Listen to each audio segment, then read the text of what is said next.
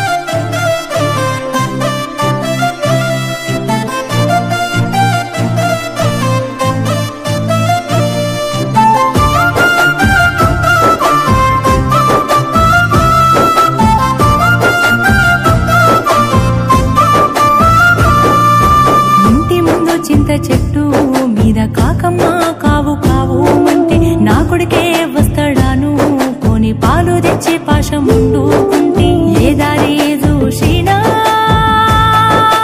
ఎవ్వరూ రారాయే ఆ పాశమన్నం పాశిపాయే పాలబాకి ఇంకా ధీరదాయే. కొడుకా నా ముద్దు కొడుకో కొడుకా గోసిన్ని కొడుకా ఎక్కడా పోతివిరా నేను ఒక్కదా నీదిరా.